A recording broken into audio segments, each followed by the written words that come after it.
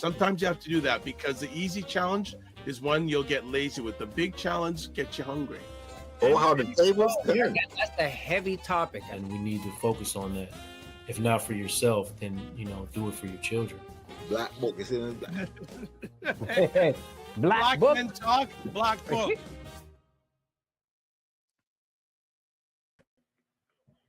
What is up, everybody? It's Dr. Vibe here, host and producer of the award-winning Dr. Vibe show, the home of Epic Conversations, and I'm the host of Epic Conversations, 2018 Innovation Award winner, 2020 Best Podcast News Award winner given out by the Canadian Ethnic Media Association. I also co-host and co-produce the only online show in the world for dads, fathers, and male caregivers. It's sponsored by Dove Men Plus Care. And being part of that movement, reached out with that team directly and indirectly to over 500,000 dads, fathers, and male caregivers around the world. As always, I'd like to say you're blessed, highly favored, a magnet for miracles, and a solution for someone's problem. And you are watching Black Men Can Talk, a show where Black Canadian men come together, have real, unfiltered conversation about life, culture, and community. I already have Sadat in the house, and I know Kofi Morris is gonna get in here, but Mr. Sadat, what is going on? I am doing well, springing into spring, getting into that energy, welcoming May, right? So I'm doing well. How about yourself? Well, I'm springing into spring. It's just like I wish I could spring in with some warmer weather. True that. Like today wasn't bad. It wasn't bad because at least the temperature was decent. Decent, yeah. I wouldn't say it was great. It was decent. And but it was cloudy. I want some cloud and sun. Yeah. Tomorrow might be better. They said tomorrow it should be warmer in Toronto. That's where we are. But I like I'm waiting for the day that we have a week. Like about 4 or 5 days of straight, serious, good weather. Yeah. I'm waiting. Something to look forward to. I just love it to happen. So what else has been going on with you recently? Oh man, a lot of busyness this week. But I had a good early afternoon connecting with some parents of the boys that were doing the rites of passage process. Yeah. How's that going? It's going well. And it's always, it's important to make sure we, not just working with the young people, but also working with their parents and checking in. And, some things were funny, some things were serious, but it all together, it's been, it's satisfying, connecting with them, especially when you can, align with some things that might be going on with your children and their children. But yeah, it was good. And it just made me see, again, the value in our connections. So yeah, man, but yeah. What about yourself? What's been going on? What's been going on with me? Had another great session with a group of men yesterday, and it was really good. Working on a proposal. Well, the first step is to get the person to meet with me. That's going to be the first thing, and we're speaking that's going to happen this week. Okay. And that because everyone, a lot of people say, I need this, I need this, and this. I said, well, you know what? I always think about getting the meeting first. Get into the meat of the matter. Get that meat. Get the meeting so you can get to the meat of the matter. Yes. I received that. I'm speaking that will happen in the next week or two. And it was someone who I had not heard from in a while. Actually, a brother. And I think I had mentioned this a few weeks ago, but he had invited me to an event, and I totally forgot to respond to the email, and he emailed me back, and I thought, going, oh my gosh, he's going to be over. He says, no, I just wanted to check that you were okay. He said, which is good. We started to have a conversation. Dr. Vi, you should maybe look at this, offer this platform this. You're doing so much good stuff. And I said, oh, well, how's that going to happen? So he's laid out a framework for me. So I'm going to abide by his framework, and he's looking to align me with some people that could help my offering to this potential offering to this potential platform. Okay. Loving it. Can't complain. That's a win. What's a win you've had this week? Man, it's been a week. It's been a week. Oh my. And you know what? Again, I'm gonna say, connecting with some parents in Okay. your region. We did a workshop. Me and myself, Hezzy's been on the show before. Yes. We talked about AI and AI, so African intellect, and then the other AI. So we combined, Nice. that piece. But speaking to parents, we did some activities, and then they really reminded us that it is so important as adults that we lean into creativity, just sitting down, drawing, painting, whatever. That's what they got from it. It was really a nice win to hear how much they appreciated just providing that space It's and wonderful. opportunity. So yeah, it was really good. Again, we just kind of came to that place where we need to have more play in our life Ah, and more joy, like and our children will show us the way, right? So yeah, it was I love, it's interesting in the parenting course for dads that I am certified to do. One of Mhm, the things we say for dads, especially with their younger kids, is one of the best things to do is let them play. mhm. Yeah, yeah, just play. And And ourselves too, play with them, right? Like not well, just not, and that's the thing. Sometimes I like to have fun with adults and say, "Hey, when's the last time you played?" They yeah. look at me like, "What are you talking about? Play?" Yeah, that's a critical No, like question, right? That's a they're critical just like they're going, "What do you mean play? I don't got time to play." I said, "Oh, really? Okay, Mhm. all right, all right." Yeah. So that's about it. We're going to do things a little bit differently on this episode of Black Men Can Talk. Usually we chat. I like to call it the appetizer Mhm. before you do the main course and we go into a break. We're not doing that today. Today, we are going to get into a very important conversation about intimate partner violence in the Black community, what needs to change. And I see that Kofi Morrison has just jumped in, so we'll get him in here now. All right. Mr. Morris, Peace, peace, peace, family. how are you? Bless, brother. How are you? Blessed, highly favored, magnet for miracles, solution for someone's problem, Black Alicious. What's going on with you, man? Good, thanks, brother. Trying to stay hydrated. Okay. Um, All traversing, right. traversing the city. Give us a win. Give us a win that you've had in the last week. I think the best. I think share relative to a win this week is the gift of clarity. So then Mm. working on a project relative to music and some of the approaches that we were taking previously. We kind of went back to the drawing board and decided there's certain decisions we have to make critically to move the project forward in a slightly different way. So some of that's going to be coming out, but just clarity. It's that sometimes you gotta experiment with different things to be able to determine what's the best approach. And sometimes that's where the clarity comes, right? When you stay stagnant or you're not exploring and seeing what's possible, discover is the word that comes to mind. Sometimes you just have to explore different things to discover where you want to take something, especially when it comes to projects. We're working with groups of people. Mhm. So definitely some clarity in terms of that and how we're going to kind of move forward with it. But yeah, definitely looking forward to sharing some of that as things progress. Excellent. All right. Before we go any further, again, welcome to Black Men Can Talk. Also, subscribe to the Dr. Vibe Show on YouTube, hit the notification button. Also, like the Dr. Vibe Show on Facebook, LinkedIn, Instagram, TikTok, Blue Sky. Advertise your business, product, or service on the platform. Email me at dr.vibe at the dr.vibeshow.com. Don't forget the ADNC Narrative Power Summit, Aqua Supper Club, Saturday, July 25th from 5 p.m. to 11:30 p.m.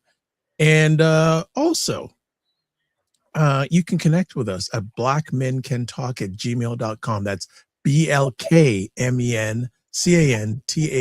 BLKMENCANTALK@gmail.com.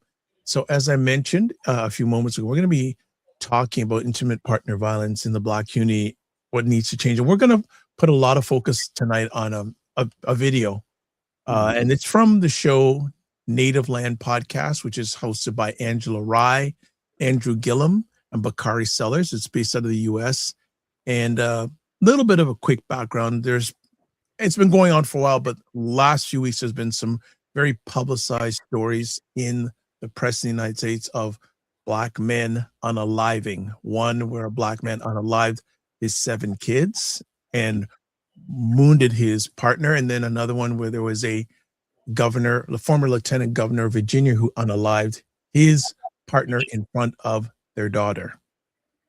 And it's these stories have hit me, and I've had some conversations with people, and I asked both brothers if we could have a conversation about it based on this video, and they said absolutely. So I want to thank them first in regards to making this conversation happen. And outside of that, what I'm going to do is I'm going to put the video up, and we'll stop it at different points. The video in total is about 10 minutes long, but we'll stop it at different points and converse. So let's get to the start of the video. That says Black women are 6 times more likely to be killed than white women in intimate partner violence. 45% of Black women experience stalking, physical, and sexual violence in their lifetimes, and an estimated 51% of Black female adult homicides are related to intimate partner violence. That's according to the National Coalition Against Domestic Violence. Gary, this. So before we go any further right there, gentlemen, what do you think about, now those are US-based stats. Unfortunately, in Canada here, we have a lack of race-based data. But when you hear those stats, what does that make you think? Okay, you're unmuted, Sadat. Sorry about that. It sets off the alarm bells. It really, it lets myself know that this is, a really wide-based problem. And there's definitely statistics to prove it. I know there's anecdotal evidence, but I think often we don't have the stats behind it. And it makes me wonder as well, from an African Canadian perspective, what does it look like in terms of the numbers, right? Yeah, 100%. We'll continue on. And hopefully we'll get Kofi Moore back. It seems that he froze, having some technical difficulties, but we're going to push on. This is an area that all too well. And I just really thought it was important seeing some of the things that you mentioned in shared spaces that we're in. I would love for you to share to the extent that you feel comfortable your own experience with this. So first, thank you all for having the conversation. I think it's necessary. And to Black men, accountability is not an attack. I think that that's the beginning of the conversation for me. Okay, want to stop it right there. So this gentleman says accountability is not an attack. Thoughts?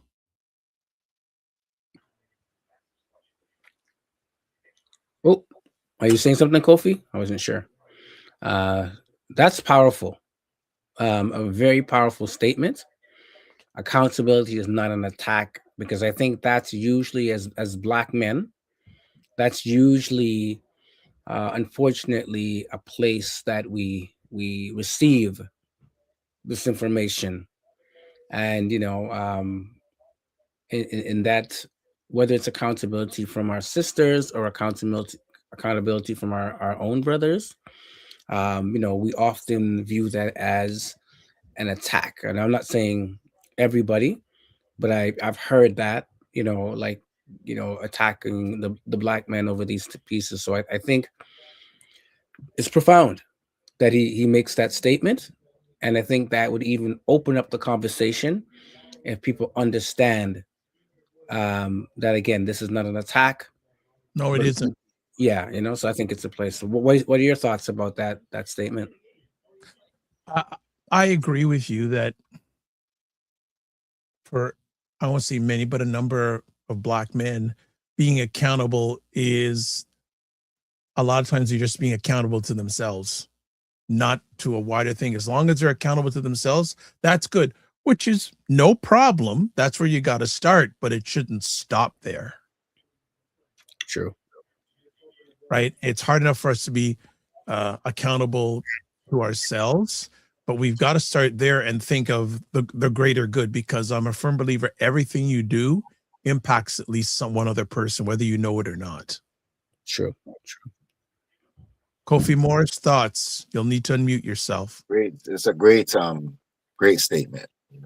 It's relative on so many different levels. What comes to mind is the history for us around this topic of attack. And understanding that we have felt like we've been under attack for a very long time, right? Just relative to society, relative to the powers that be, the authorities. We feel this from grade school. Some of our people have felt this from daycare, right? Um, Mm, so, so I think that once you objectify something, um, and in this case, a person, that person can then feel like it's hard for them to even observe themselves without that same lens. So, with that same lens, like without that same lens, sorry. So, being that you think to yourself, like a young person being in a convenience store and being followed, for example. I'm going to come back to the question, but it Right. ties in. And then eventually feeling guilty going into convenience stores and buying things, right? Because they've been followed before. So the whole piece around feeling like you're under attack sometimes make you move as though that's the case. So when it comes to accountability, in certain circumstances, when a brother is being asked certain questions in particular ways, he automatically feels like he's on that he's in that place of judgment. He's in that place of already being judged guilty before, and as a result, that accountability becomes defense, right? He becomes defensive. So now we're having a conversation that may not have been rooted in anything about having to defend yourself, but he's now moving from that space. So I think that's a huge piece to get to. And I think sometimes brothers, if you were to really check in and find out where a brother is at a particular time in his life, and he may feel like he's under attack. So as a result, he's now moving from survival as opposed to moving from a place of um, being able to see himself and see his circumstance. Like the opportunities are endless. So I don't have to, look at myself as being in this space, so I can speak freely without feeling as though I'm being put under a microscope, right? So I definitely identify, and I think the personal thing that comes to mind is being in circumstances where we're having conversations with somebody, and there's been a past experience um, of attack, right? Um, and because that hasn't been addressed, and then when we say on a long-term basis, that can become trauma. Now we're approaching our relationships with one another from that place. So now the accountability becomes a thing, right? So I think there's some healing at times and things that needs to be addressed from our past to address, current conversations, being able to look at them fresh. And those are some of the things I've experienced as well, right? In seeing and observing different people and being able to look at things like, okay, you know what? This is just a question. This person just asking a question. There's nothing being held. There's nothing behind it. And addressing it as such, and then moving from there to be able to determine what the scope of the conversation becomes, right? okay, let's move onward. When the 2024 election happened and people were dumping on black men for a host of reasons, I was one of the first people to illuminate over 80% of black men did what we were supposed to do in that election. So when I come to these conversations and I make certain critiques of us as brothers, I am not making those critiques from a place where I'm not with you, where I don't understand you, where I don't hear you. But in the time where our sisters, our mothers, our children are being murdered by black men, we need to say something different than what we've been saying.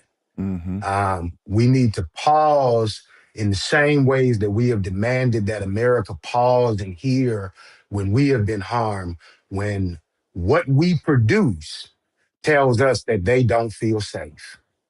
Because every black woman, every black boy is produced by a black man first. We are the seed bearers. That is your seed in the earth. And every woman that is existing in this world is somebody's baby. And too many people are talking about these men who have done horrible things to these women and these children, and we haven't even centered somebody's baby. Want to stop on that. Lots said there. Um, I want to ask both of you, have you had conversations with any of our Black sisters saying that they don't feel safe around Black men?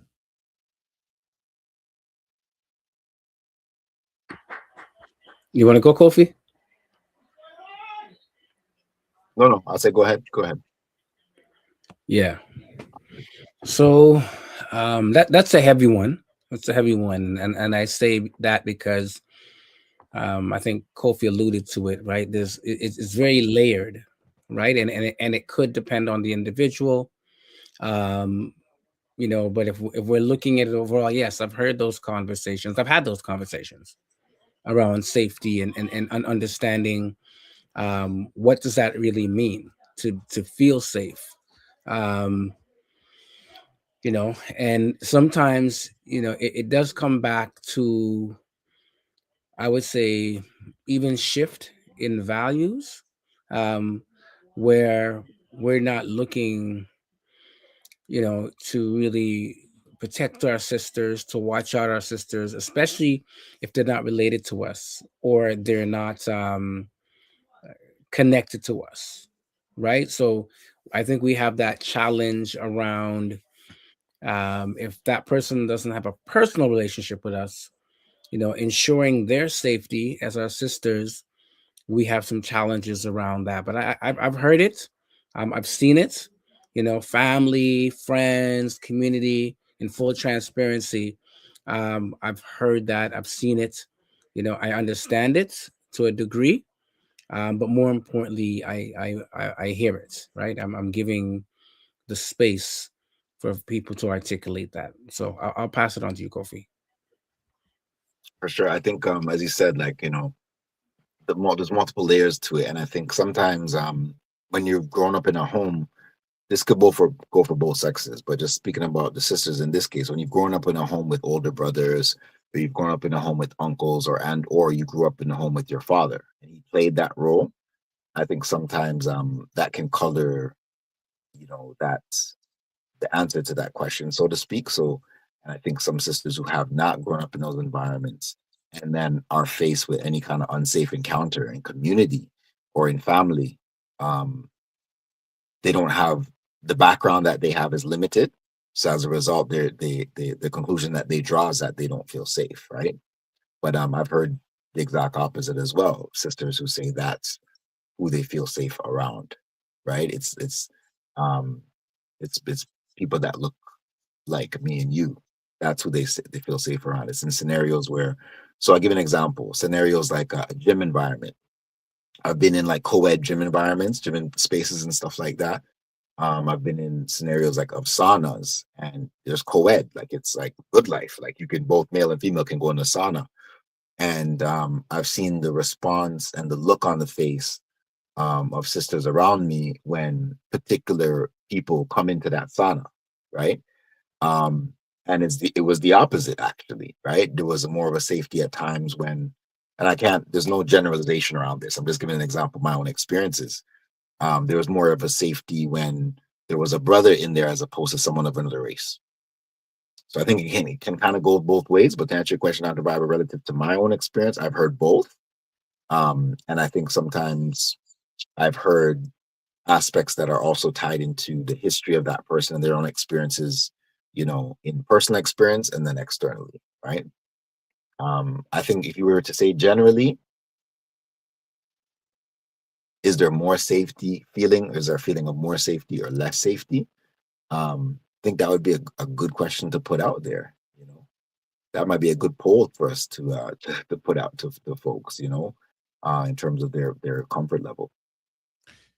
Yeah, I'll just chime in there. It saddens me that I can't say some sisters don't feel safe around us, but I can understand there may be personal experiences. Fully understand that. where it really hits me is it's a, how can I say, Kofi said that, you said those that are not, they're not related to, ideally we're all one big family. So whether it's a related person or not, I that concerns me. That really concerns me a lot, because, and again, ideally we want everyone to be on the same plane, but to hear them not feel safe, and then I can understand there could be personal incidents that happen, etc. That it makes what we need to get to, or where we need to get to, that much more challenging. Agreed. So we've got some comments here. Symbol like one says greetings. Also Somebody. says, there you go, and thanks for being here and having meaningful discussions. We do our best.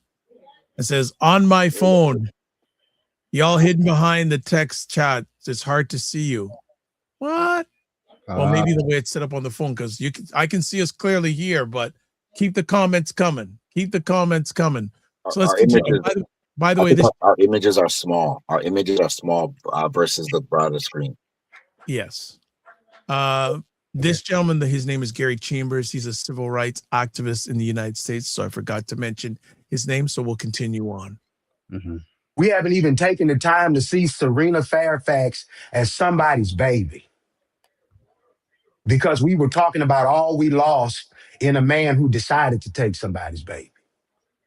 And I think that should cause every man to have some level of pause and reflection about why we do that, and about why we have to center ourselves and our emotions in every conversation. I'm not saying that we're not getting fucked over. I'm not saying that we're not in a bad situation. I'm saying that the answer to that we choose is violence makes us a part of the crash out cartel, because we lack emotional intelligence.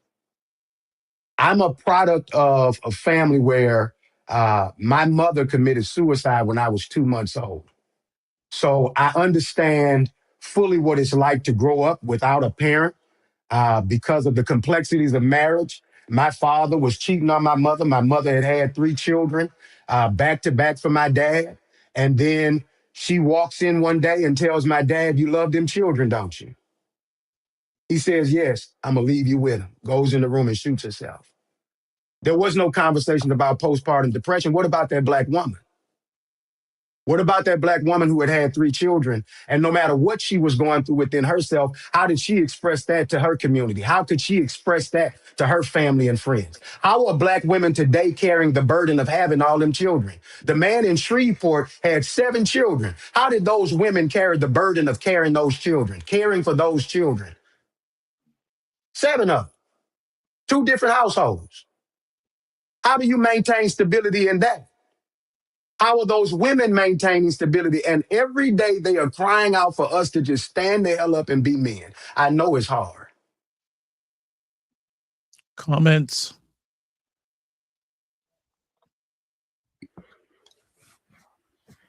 Yeah, go ahead, Kofi. I love that last statement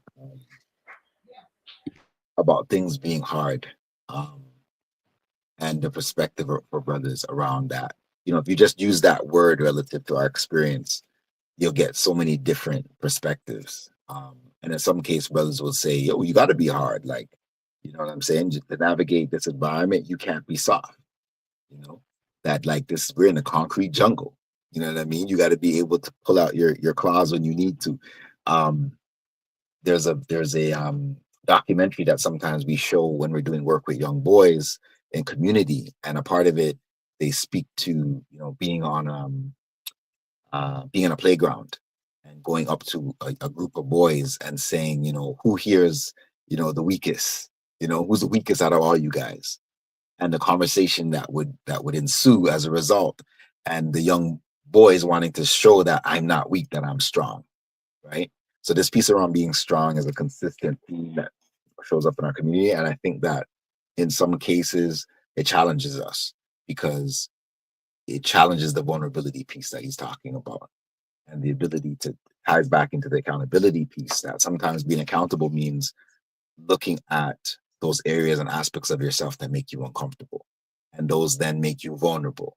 And then if you haven't been given those tools or shown, especially by other men in your life, that it's okay to go to that space, and it doesn't always have to be, you know, your strength doesn't have to be shown in this form of anger, or your ability to fight, or whatever the case may be, but being able to share how you're experiencing something, how you're going through something, and it leads to some of the things that I think we're talking about tonight, right? Because the brother's inability to articulate leads him to do things that would harm another person, as opposed to acknowledging that he's in pain, that maybe there's something he's not addressing internally. And this whole piece around hurt people, that saying is rooted in that same concept. So I think the piece around, being hard as men, being able to navigate things, being able to be resilient, all that stuff also has to be anchored in the ability to manage your emotions. Yeah, I want to, I was, again, I had mentioned earlier, we were having some conversation with some parents, and parent had mentioned a situation where her young man was, showing interest in a girl and vice versa. And one of the challenges was around not being able to deal with rejection, right? And I say this in this way. It's different from our day, where you had to cross the dance floor, or you had to go over to the girls. We're standing in the mall, with all your braveness, your boys, and then if it was no, it was just like you go back, you slink your head. Many of our boys are not experiencing that. So, for example, they might put something in a chat or on their phone or whatnot, right? And so I mentioned that because the whole hard piece you were talking about, Kofi, around trying to protect or not having conversations with our boys around, what does quote unquote rejection mean? Maybe she's not feeling you, she doesn't like you, she doesn't see you in that way. Because often I hear in these intimate in some of the intimate violence, it's about, who does she think she is, rejecting me, and therefore I'm going to try to harm her, or leaning to violence. But I think we need to have those conversations with our young men with, yeah, it's okay. We all got this at the time, right? It's not the end of the world. That's one thing, but definitely the solution is not to be violent, right? And that's sometimes where the hardness comes in, and we have to lean into that, right? Because we would love it every day to be a beautiful day, everybody to love us when we express that, but that's just not a possible thing. No. Right? And when it happens, being realistic. Yep. Yeah. And what are we teaching our young men through our words, and more importantly, through our actions? Right? Because a lot of times that's what it comes down to, right? Like that it's not a reciprocal feeling. So we feel like we have to answer that with violence, as opposed to, hey, man, maybe it was okay just to cry, sing the blues, play, slow songs and whatever the case, or have conversations about, hey, mom, dad, friend, whoever, this is how I'm feeling. So I just wanted to add that to the conversation. Yeah. I'll also add on that 2 points. One thing is that a number of people have just grown up in violent environments, and that's all they know. Right? That's all they know. So that's, for a number of men, anger is the easiest emotion, because that's all they've seen or been raised in. I want to piggyback too, and because I know our time is running quick and I want to make sure we get through this video. I hear you, Kofi Sadat, about our young men, but I think this is a men conversation of all ages. Yeah, but I would just add to this, yeah, of all ages, of course. But what I find, and I know we want to call it, could be arrested development, but I'm saying a lot of us as men have never learned to deal with rejection. Yeah. So you're right. It's relevant to all ages, right? But I think, yeah, so I'm agreeing Yeah. with you. Okay, before we get back to the video, Symbol Like One says, big point, there are differences in strength, many, certainly more than physically strength. And sorry that it's hidden by the video caption there in many situations, but point taken. Let's continue on. It is. I've been through a divorce. I've attempted suicide twice. I know what it feels like to say, to hell with all of this. I know what that feels like. But at no point have I ever decided to put my hands on a woman. I lose my empathy for men the minute that you decide to be violent against another human. I lose my empathy for what you're going through at that point. And that is what our sisters are saying to us right now, that they begin to lose that empathy that they automatically feel for us the minute that we become violent against them. And we should stop right at that moment, say nothing else but we're sorry. Want to stop it right there. Thoughts? I love what one of the things that was said in the last clip ties into what he just said. It's a question that came to me is, are we seeing our sisters? Do we see them? It ties into what he said about the burden of carrying those children. And it ties back into the strength part. Because I think that sometimes we have this perspective, right? That when we see a certain level of strength in the women in our lives, we can sometimes superimpose our own perspective of what strength looks like on them, right? If that makes sense. And I'll come back to that. And the reality is, if we've been taught, look, you just got to be strong. You got to go through it. You got to do.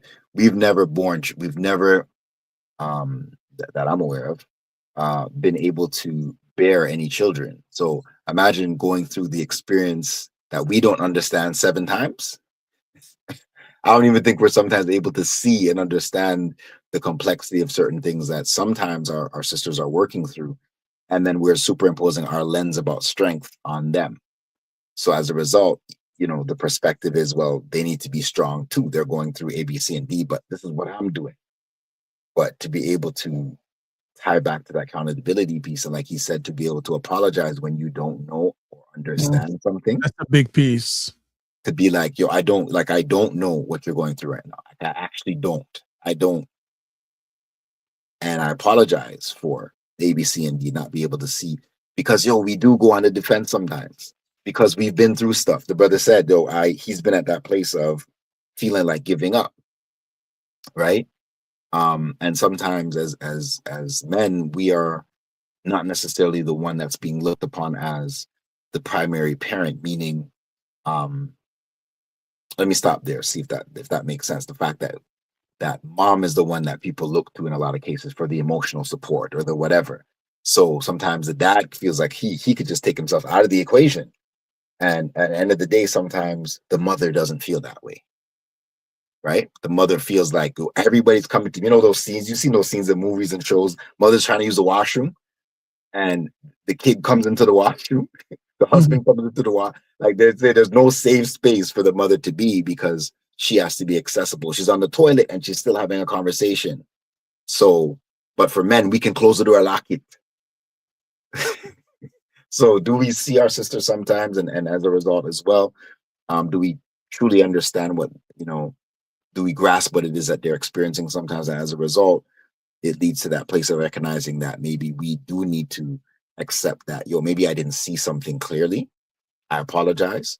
And being able to know that that's not a weakness, right? That there's strength to that. I've agreed with a lot of things that the brother Gary Chambers has said, but I think there's 2 things. I'm not in agreement with him around, and I'll say this and I'll explain it, in taking a stance where you're not empathetic to your brother. And I say that because, if you're not empathetic, then you're not opening the door to understanding. and you're not opening the door to conversation, right? And I think that's when it becomes even more dangerous, because if you see your brother harming or doing wrong towards a sister, and you can have an open conversation, you're just gonna write him off and say, "Hey, I'm not empathetic. He's just wrong." Da, da, da. Though he is, right? The most important thing is that we want to stop the harm, Mhm. right? And we want to, even if you want to have a conversation about accountability, if you lack empathy for somebody, regardless, you're not going to really be in that position. The other part too is, we have to focus on having conversation with our brothers and ourselves, right? Um, and being able to speak to them directly, right? So as I said, so it's almost like, and I get where he's coming from, because I don't respect, any brother that's putting his hand on a sister, whether it's my sister, my mother, my aunt, my sister in community. Otherwise, I don't respect that, right?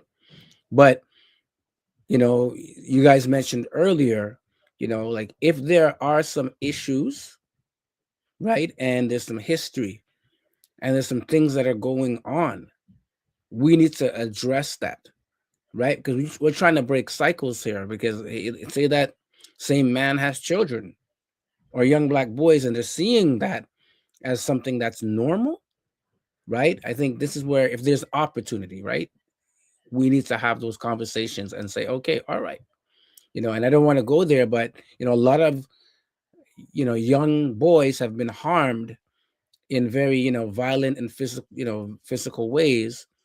And I think you alluded to that, Dr. Vibe. If that's the environment that they're coming from, and that they see violence and so and so, and they perpetrate that when they get older, right? We can just look at the violence that they're doing now. But if we're not looking at the history, the impact, how they got there, and having a level of, oh snap, bro, we got to deal with this. It's the only way we're going to break the cycle.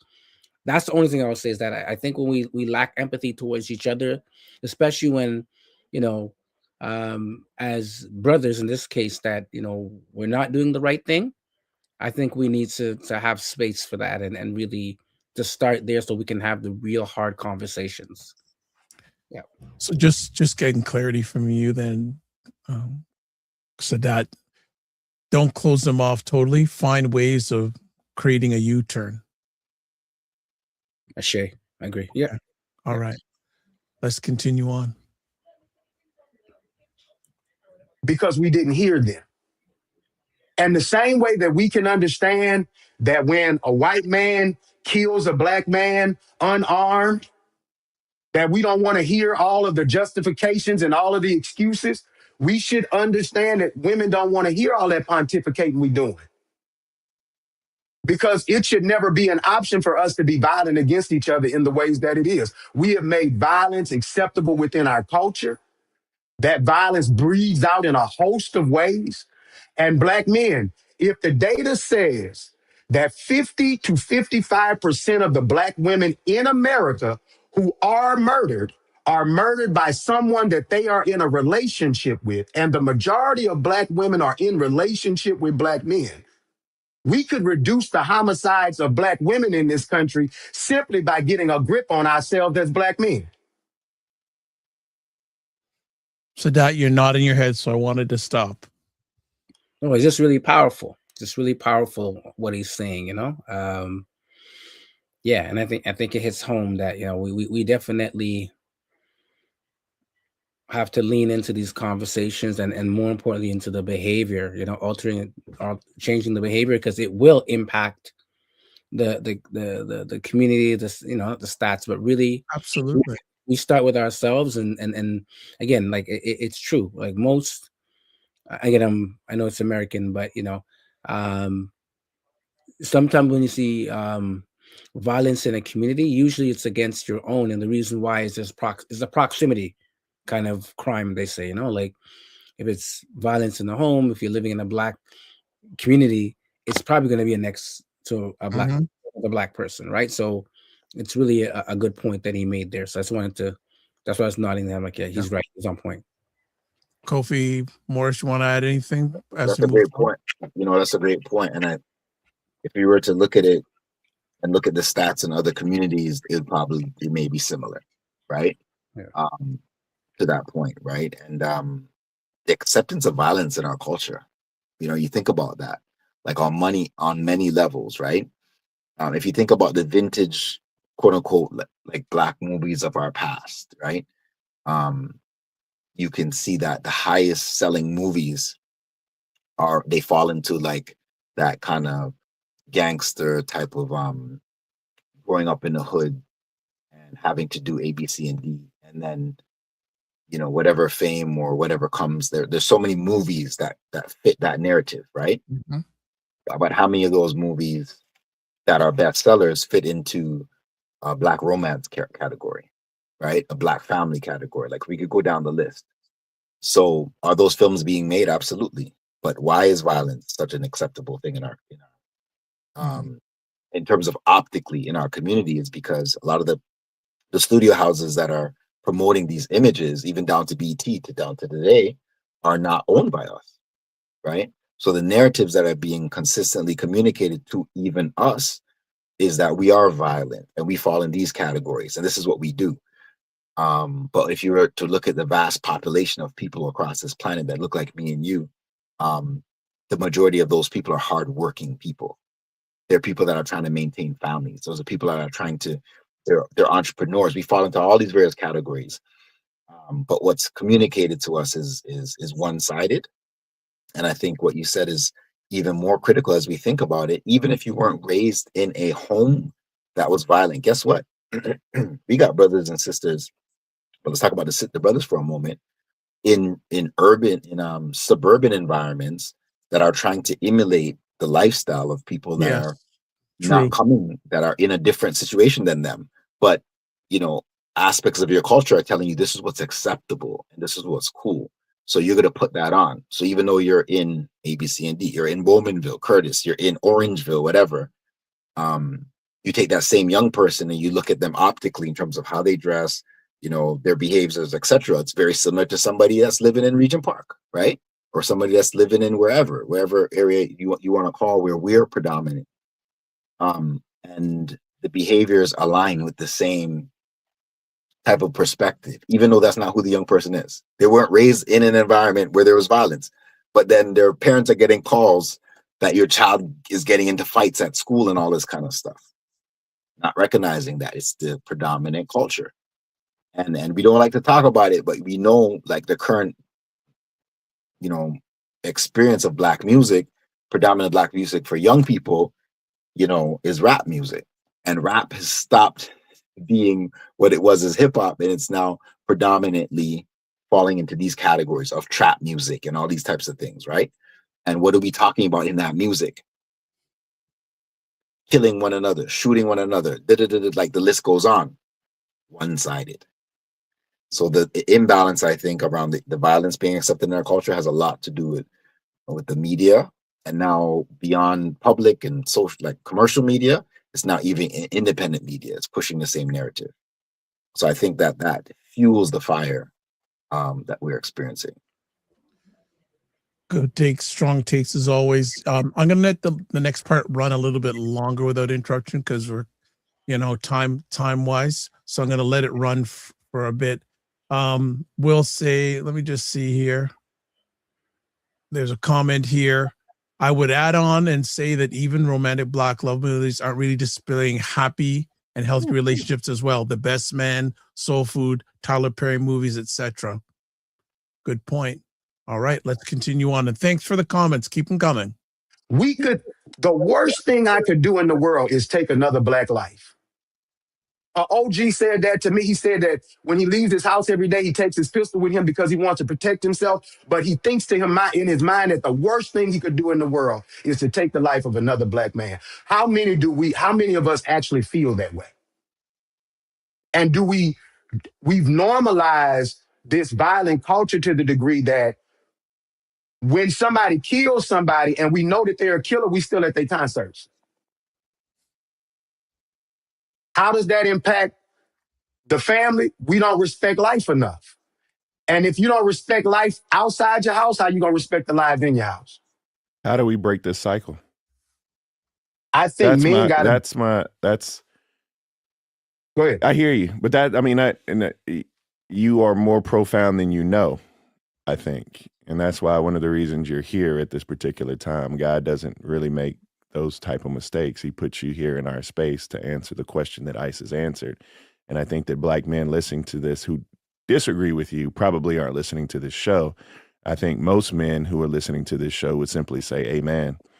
But the next question that we have is like, how do we, you said something that said Black men need to get a grip. And then you talked about the cycle. And so I want to do two things. I want to make sure that I'm a Black husband, Black parent, but how do we break that cycle? I was having a conversation with a very close friend of mine yesterday, brother, and it turned into an argument and we made up in the end. Me and you have had those before too, so I understand. We have that is, I think, a part of the give and take. Iron sharpens iron, right? But in the group text, we going back and forth about some of the conversations and things that happened. I didn't agree with any of his responses, and he called me a couple times. I didn't answer his call when he called me the first two times because I feel like I'm charged up. This might go left. I don't want to talk to you yet. But he wanted to talk. So he called the last time and I was hot and heavy. And I told him, I said, I'm gonna stop fucking with you. Like we gonna stop, me and you we gonna stop being cool if you can't take a minute to reflect on where you at, dog.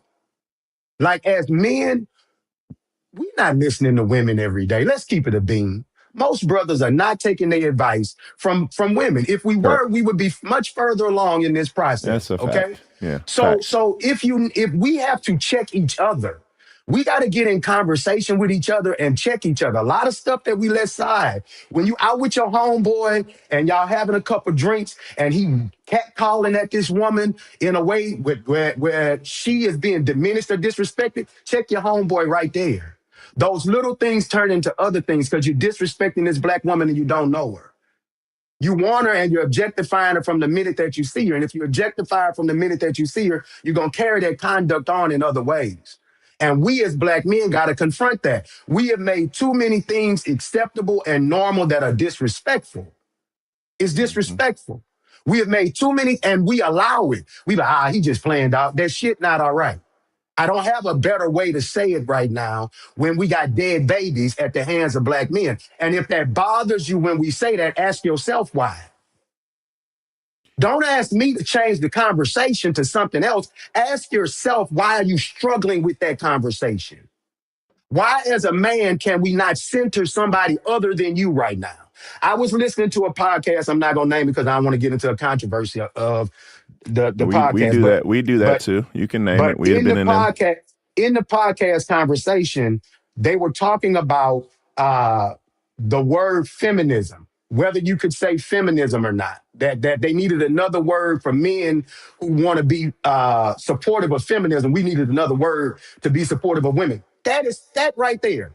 That kind of thinking is why does there need to be another word for us to feel man enough to support women? Why can't you be a feminist as a brother? Why does that make you feel less masculine?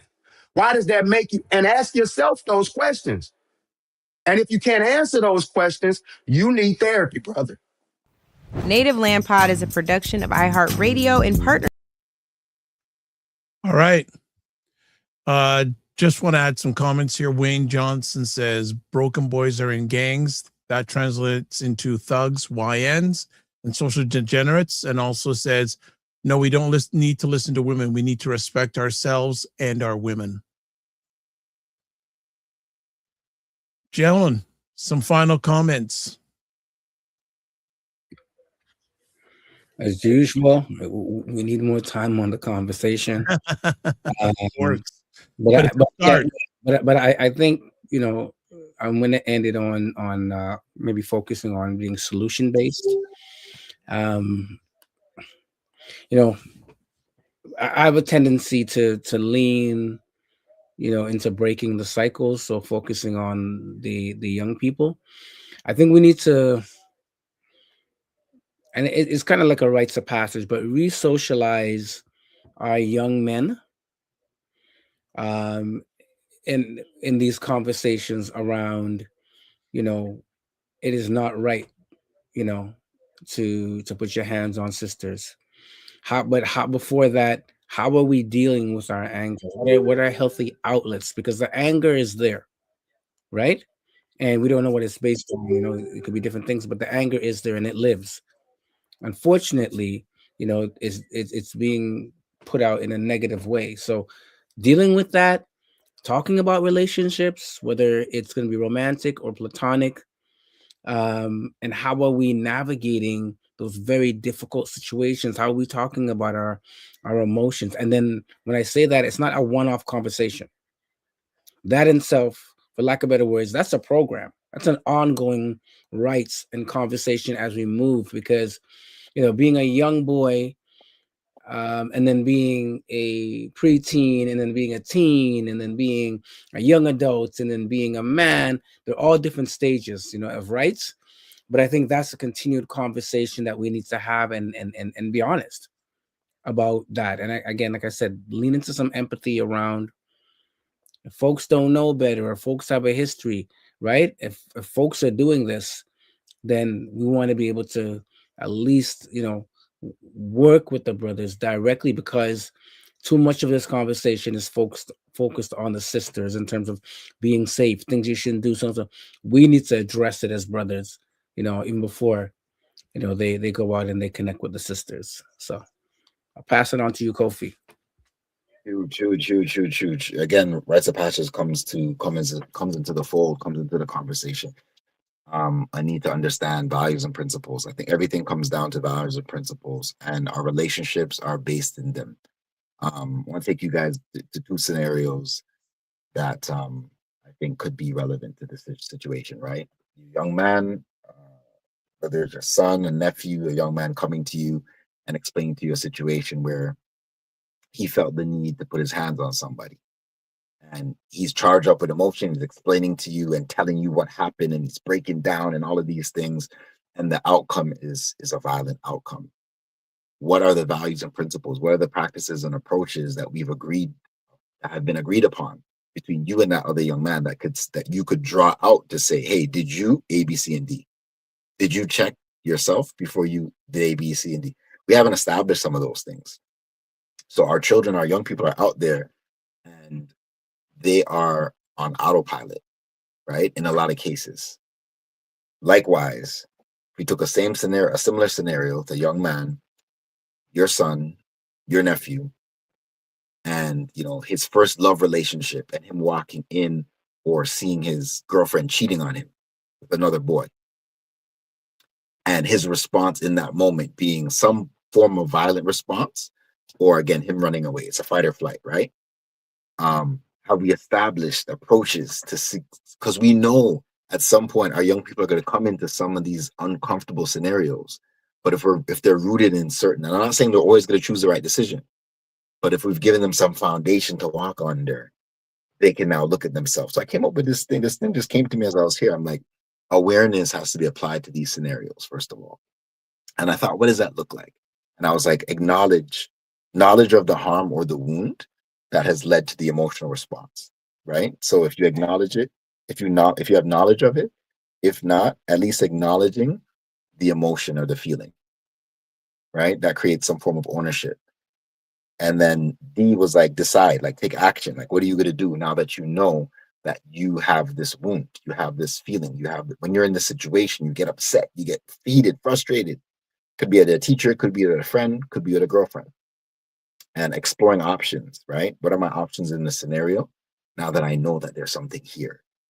And then I was like, that's Kade. Let me just try N on there, because you know, Kaden is a name that, you know, like to, you know, it's a familiar name in our community, and it's never act solely on emotion, right? So if you're heated, if you're hot in the moment, and you're dealing with a teacher, you're dealing with a friend, you're dealing with the female in your life, or whatever the case, and you know you're charged up in that moment, that's not the time to act. So being able to take a step back and just check myself, let me just see what's going on. Let me grab some water. I'm just going to take a break for a minute so you can act rationally. So I think, again, we need some frameworks. We need some tools. Our young people need tools, but also the men in our community, because they were once young boys and they've now become men. Um, so we need some tools. And lastly, um, that piece that was said about rejection, I think that's a whole nother conversation that ties into these things. But you're gonna deal with it, as you said. Paul said it. You said it. At some point, you know, a door's gonna close in your face. How do you deal with it? How do you address it? It's still going to be rooted in your principles and in your knowledge of yourself and your own awareness. So we got to get back to acknowledging the importance of mindfulness, the importance of our awareness, the importance of becoming conscious of the things that challenge us, and being aware of what our strengths are and working on those. Right. So it's a big conversation, and I think we've scratched the surface. 100%. I'll just add on really quick. Both of you have really highlighted how much attention we need to put on our younger men in regards to this. But I also think we need to put some energy to the older men too. For sure. Because sometimes our younger men have learned from our older men. Facts. That's true. That's true. That'll be our generation. Right? Yep. Right. So that generational thing is very much part of this conversation. Yes, the younger people are there, but I'm sure we could ask a number of younger people and they probably say, well, yeah, I saw it in the movies, but I grew up with this, or my dad or my male caregiver did this. So I think I vision, if I could, having a conversation with this with our Black men of all different ages. This is a macro conversation, not a micro conversation. You know, we have to get all generations in there in regards to that, because, and also, like he said there, if we know, and this is a good form of courage and call to action, if we know a brother that's doing this, no matter what the relationship you have with his brother, you need to check him. And I know it's easier said than done, but as Mr. Chambers said earlier on in the conversation, that lady is someone's baby. And as he said, he would never, ever want and ever invent killing another Black person. So male, female, whatever, I think it's a whole thing. And I see, we got some people chiming in here quick. I have seen is deeper than that. I've seen little boys under 10 turn to violence as a solution for everything on a daily.